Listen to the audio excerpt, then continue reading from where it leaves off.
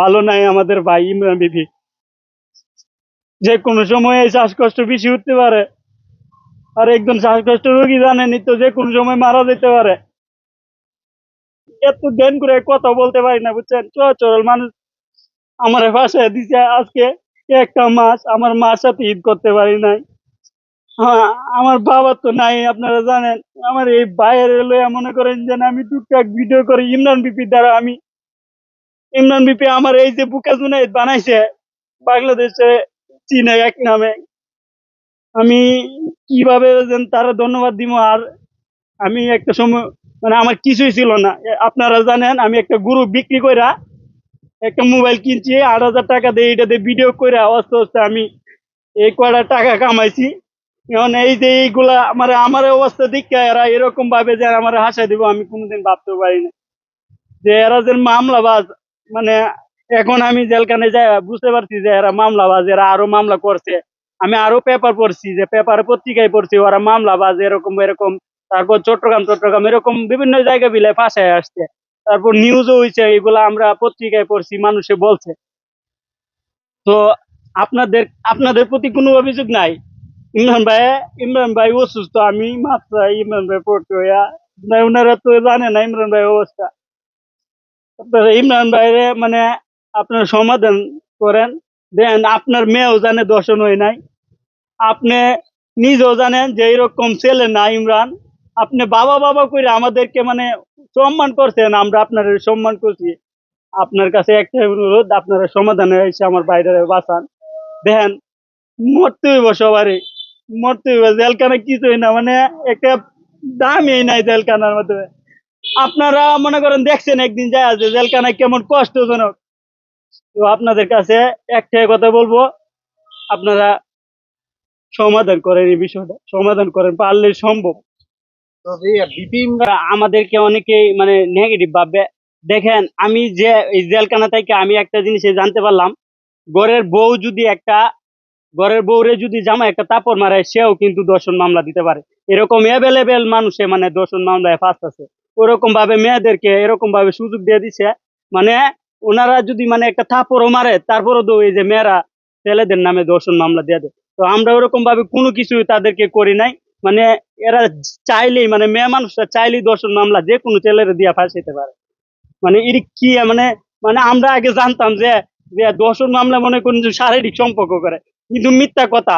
এই যে মেয়ের যদি একটা চাপড় মারে, তারপরেও তো কিন্তু ওরা দর্শন মামলা দিয়ে দেয়। এইটাই আমরা বুঝতে পারলাম। অনেকে অনেক জায়গায় এরকম ভাবে কত হাজার হাজার মানুষই ভাবে জেল কাটতেছে। এই যে কারোর কাছে এই যে যৌতুকের টাকার জন্য, তারপরে যে কারোর বউরে মারছে, এইগুলা সাধারণ ব্যাপার নিয়ে বউ এই যে মেয়ে মানুষরা দর্শন মামলা দিয়ে দেয়। তো ওরা মনে হয় এইগুলা আগে থেকে কইরা অভ্যাস।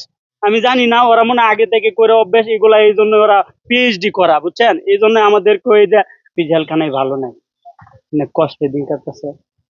তারপর হচ্ছে ওনার হচ্ছে শ্বাসকষ্ট আছে, বুকে ব্যথা হার্টের সমস্যা। আর সমস্যা।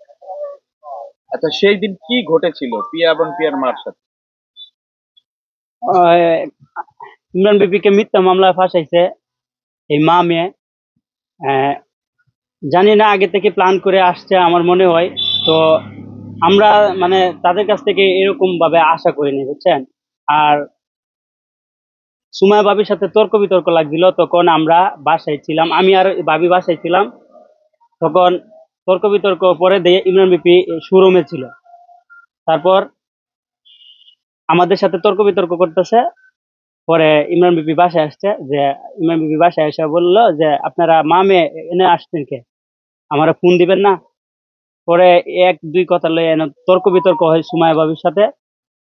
তারপর এই যে ভাবে একটা তাপ্পড় মারে।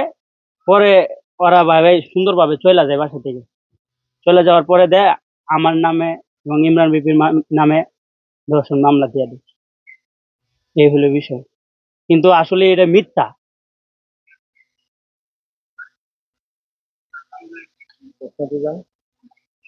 প্রশ্ন করেন। যার যার প্রশ্নটাকে করে ফেলান।